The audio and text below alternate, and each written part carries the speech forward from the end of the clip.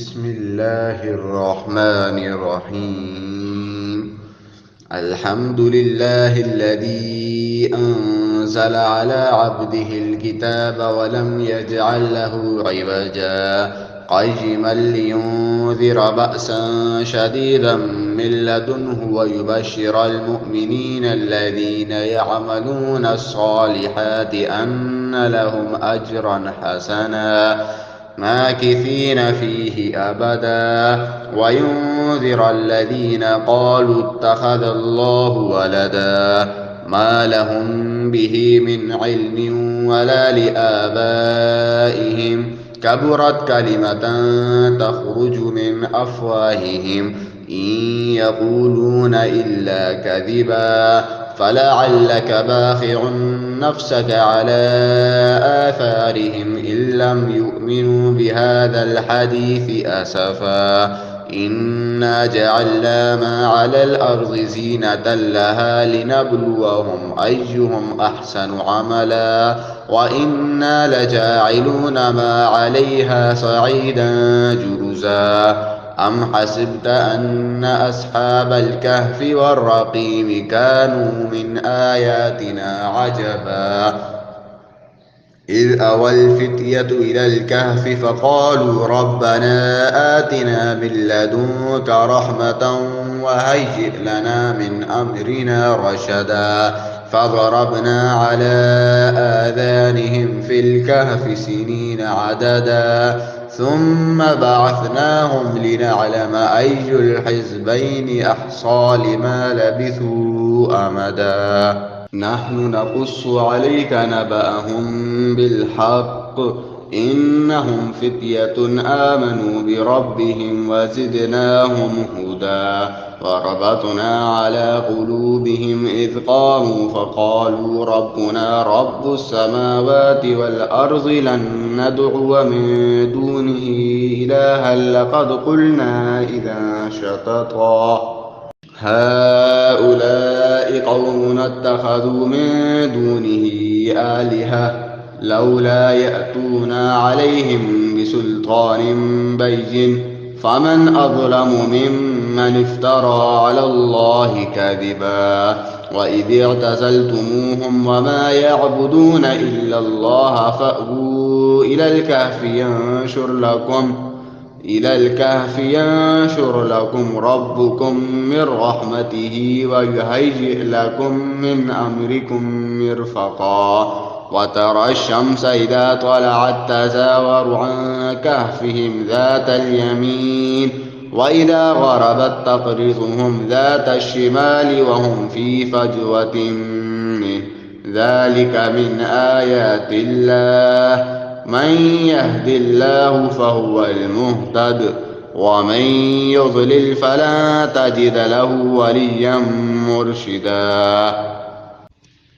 وتحسبهم أيقاظا وهم رقود ونقلبهم ذات اليمين وذات الشمال وكلبهم باسط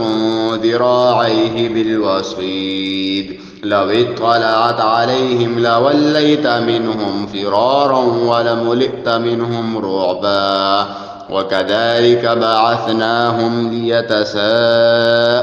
بينهم قال قائل منهم كم لبثتم قالوا لبثنا يوما أو بعض يوم قالوا ربكم أعلم بما لبثتم فابعثوا أحدكم بورقكم هذه إلى المدينة فلينظر أيها أزكى طعاما فليأتكم برزق منه وليتلطف ولا يشعرن بكم أحدا إنهم إن يظهروا عليكم يرجموكم أو يعيدوكم في ملتهم ولن تفلحوا إذا أبدا وكذلك أعثرنا عليهم ليعلموا أن وعد الله حق وأن الساعة لا ريب فيها إذ يتنازعون بينهم أمرهم فقالوا ابنوا عليهم بنيانا ربهم أعلم بهم قال الذين غلبوا على أمرهم لنتخذن عليهم مسجدا سيقولون ثلاثة رابعهم كلبهم ويقولون خمسة سادسهم كلبهم رجما بالغيب ويقولون سبعة وثامنهم كلبهم قل ربي أعلم بعدتهم ما يعلم إلا قليل فلا تمار فيهم إلا مراء ظاهرا ولا تستفت فيهم منهم أحدا ولا تقولن لشيء إني فاعل ذلك غدا إلا أن يشاء الله واذكر ربك إذا نسيت وقل عسى أن يهديني ربي لأقرب من هذا رشدا ولبثوا في كهفهم 300 سنين وازدادوا 9 قل الله أعلم بما لبثوا له غيب السماوات والأرض أبصر به وأسمع ما لهم من دونه من ولي ولا يشرك في حكمه أحدا واتل ما أوحي إليك من كتاب ربك لا مبدل لكلماته ولن تجد من دونه ملتحدا واصبر نفسك مع الذين يدعون ربهم بالغداة والعشي يريدون وجهه ولا تعد عيناك عنهم تريد زينة الحياة الدنيا ولا تطع من أغفلنا قلبه عن ذكرنا واتبع هواه وكان أمره فرطا وقل الحق من ربكم فمن شاء فليؤمن ومن شاء فليكفر إنا أعتدنا للظالمين نارا أحاط بهم سرادقها وإن يستغيثوا يغاثوا بماء كالمهل يشوي الوجوه بئس الشراب وساءت مرتفقا إن الذين آمنوا وعملوا الصالحات إنا لا نضيع أجر من أحسن عملا أولئك لهم جنات عدن تجري من تحتهم الأنهار يحلون فيها من أساور من ذهب ويلبسون ثيابا خضرا من سندس واستبرق متكئين فيها على الأرائك نعم الثواب وحسنت مرتفقا واضرب لهم مثل الرجلين جعلنا لأحدهما جنتين من أعناب وحففناهما بنخل وجعلنا بينهما زرعا كلتا الجنتين آتت أكلها ولم تظلم منه شيئا وفجرنا خلالهما نهرا وكان له ثمر فقال لصاحبه وهو يحاوره أنا أكثر منك مالا وأعز نفرا ودخل جنته وهو ظالم لنفسه قال ما أظن أن تبيد هذه أبدا وما أظن الساعة قائمة ولئن رددت إلى ربي لأجدن خيرا منها منقلبا قال له صاحبه وهو يحاوره أكفرت بالذي خلقك من تراب ثم من نطفة ثم سواك رجلا لكن هو الله ربي ولا أشرك بربي أحدا ولولا إذ دخلت جنتك قلت ما شاء الله لا قوة إلا بالله إن ترني أنا أقل منك مالا وولدا فعسى ربي أن يؤتيني خيرا من جنتك ويرسل عليها حسبانا من السماء فتصبح صعيدا زلقا أو يصبح ماؤها غورا فلن تستطيع له طلبا وأحيط بثمره فأصبح يقلب كفيه على ما أنفق فيها وهي خاوية على عروشها ويقول يا ليتني لم أشرك بربي أحدا ولم تكن له فئة ينصرونه من دون الله وما كان منتصرا هنالك الولاية لله الحق هو خير ثوابا وخير عقبا واضرب لهم مثل الحياة الدنيا كماء أنزلناه من السماء فاختلط به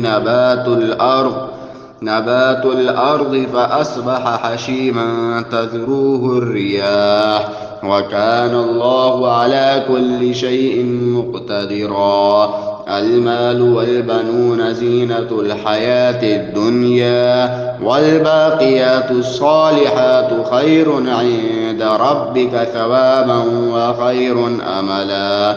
ويوم نسير الجبال وترى الأرض بارزة وحشرناهم فلم نغادر منهم أحدا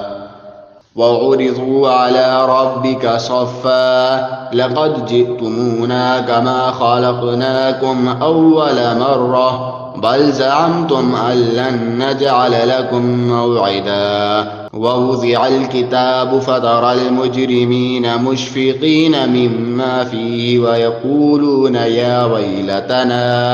يا ويلتنا ما لهذا الكتاب لا يغادر صغيرة ولا كبيرة إلا أحصاها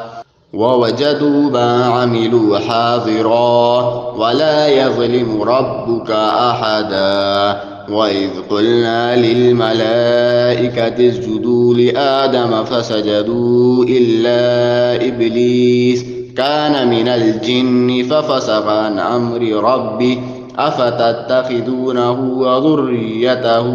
أولياء من دوني وهم لكم عدو بئس للظالمين بدلا ما أشهدتهم خلق السماوات والأرض ولا خلق أنفسهم وما كنت متخذ المضلين عضدا ويوم يقول نادوا شركائي الذين زعمتم فدعوهم فلم يستجيبوا لهم وجعلنا بينهم موبقا ورأى المجرمون النار فظنوا أنهم مواقعها ولم يجدوا عنها مصرفا ولقد صرفنا في هذا القرآن للناس من كل مثل وكان الإنسان أكثر شيء جدلا وما منع الناس أن يؤمنوا إذ جاءهم الهدى ويستغفروا ربهم إلا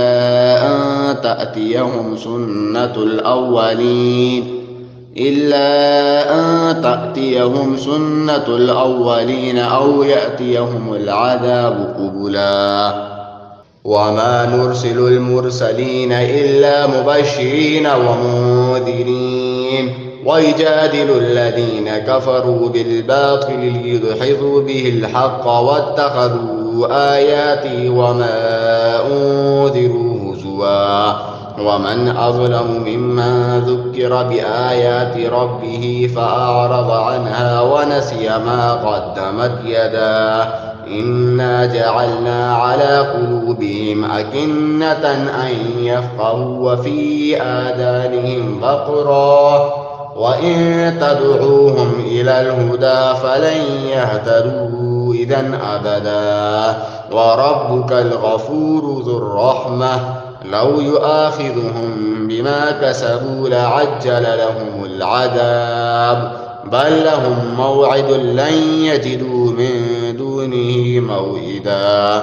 وتلك القرى أهلكناهم لما ظلموا وجعلنا لمهلكهم موعدا. وإذ قال موسى لفتاه لا أبرح حتى أبلغ مجمع البحرين أو أمضي حقبا فلما بلغا مجمع بينهما نسيا حوتهما فاتخذ سبيله في البحر سربا فلما جاوزا قال لفتاه آتنا غداءنا لقد لقينا من سفرنا هذا نصبا. قال أرأيت إذ أوينا إلى الصخرة فإني نسيت الحوت وما أنسانيه إلا الشيطان أن أذكره واتخذ سبيله في البحر عجبا. قال ذلك ما كنا نبغي فارتد على آثارهما قصصا فوجد عبدا من عبادنا آتيناه رحمة من عندنا وعلمناه من لدنا علما. قال له موسى هل أتبعك على أن تعلمني مما علمت رشدا قال إنك لن تستطيع معي صبرا وكيف تصبر ما لم تحط به خبرا. قال ستجدني إن شاء الله صابرا ولا أعصي لك أمرا. قال فإن اتبعتني فلا تسألني عن شيء حتى أحدث لك منه ذكرا. فانطلقا حتى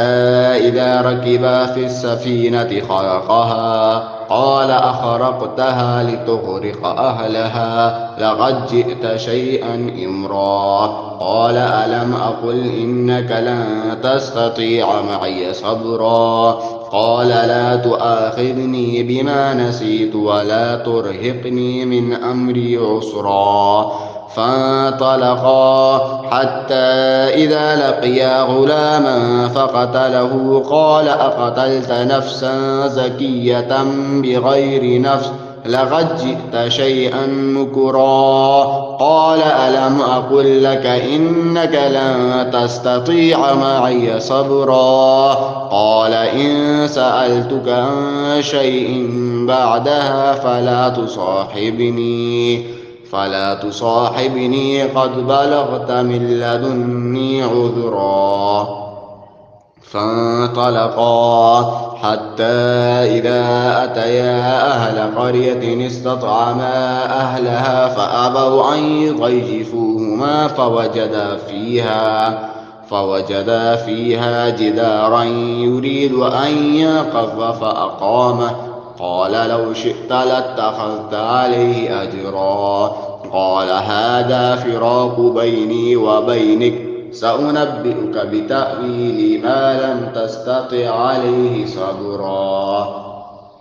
أما السفينة فكانت لمساكين يعملون في البحر فأردت أن أعيبها وكان وراءهم ملك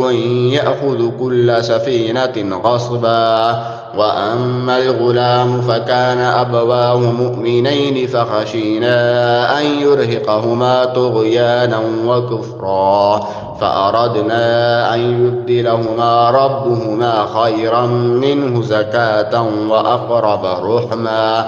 وأما الجدار فكان لغلامين يتيمين في المدينة وكان تحته كنز لهما وكان أبوهما صالحا فأراد ربك أن يبلغا أشدهما ويستخرجا كنزهما رحمة من ربك وما فعلته عن أمري ذلك تأويل ما لم تسطع عليه صبرا. ويسألونك عن ذي القرنين قل سأتلو عليكم منه ذكرا. إنا مكنا له في الأرض وآتيناه من كل شيء سببا فأتبع سببا حتى إذا بلغ مغرب الشمس وجدها تغرب في عين حمئة ووجد عندها قوما قلنا يا ذا القرنين إما أن تعذب وإما أن تتخذ فيهم حسنا قال أما من ظلم فسوف نعذبه ثم يرد إلى ربه فيعذبه عذابا نكرا